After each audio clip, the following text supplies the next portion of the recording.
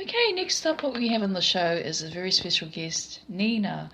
She is a business owner of Koru Coaching and a mother of two, and she's got an interesting testimony for us today. Hello, Nina. Welcome to the show. Hi, and hi everybody, and thank you for having me, Florence. You're welcome. So can you please tell us a little bit about yourself and your life story?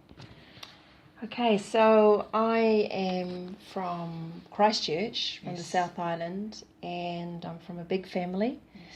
And I was brought up by my parents in a very Christian way. So those values of being Christian were very important to me.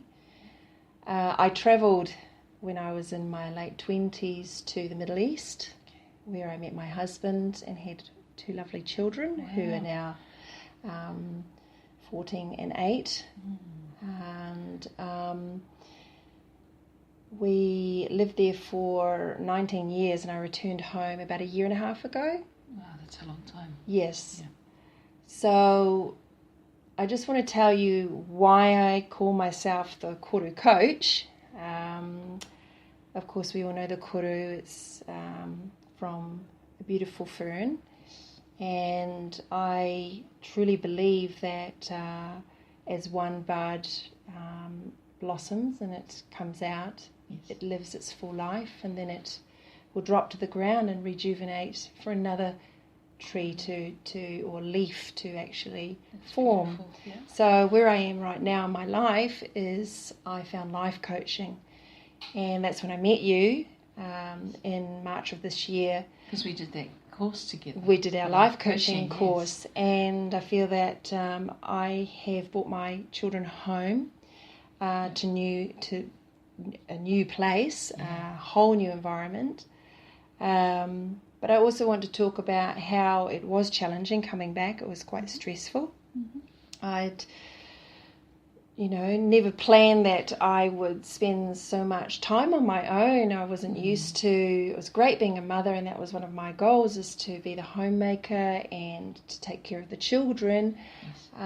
But there came a point where I felt a bit lost in my life. I did spiral. I actually, at one point, got so low that I was depressed. I had anxiety, and of course the first thing you do is you will see a doctor. Mm-hmm. But their method of medicating was really not something that I agreed with. And so you went to see a psychiatrist, or at that point I actually believed that not only will my support from my family who are Christian, but not just my faith, but I felt that also I could put other measures in there to help me. So I was really on a journey through the internet to search for things like the Mind Valley. You may have heard of Mind Valley, as well as Mel Robbins, who talks about different techniques. And one of her techniques, which I want to share with you, really worked for me. She would count backwards, 5, 4, 3, 2, 1, and then I would pinch myself when I would have.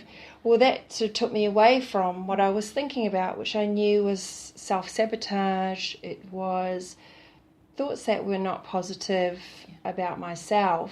And at one point I was so low that I honestly thought, my life was over. But it wasn't.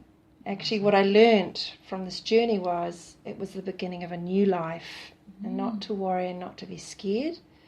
And when I met you earlier this year, I met some amazing people of all different backgrounds, and I really did feel, I don't know for you, but I felt it was the first time that I felt that I was a part of something special. It was good, yeah. It was great, I really enjoyed it. And I think we all got to transform in our own way and to heal in our own way. Yes. And since that time, I was able to structure my life a little bit more. Now, with a lot of hard work and a lot of positive thoughts, I moved on and decided that I wanted to start my own business, and that's why I am the Koru Coach, living on the North Shore. but I felt that it was important that if you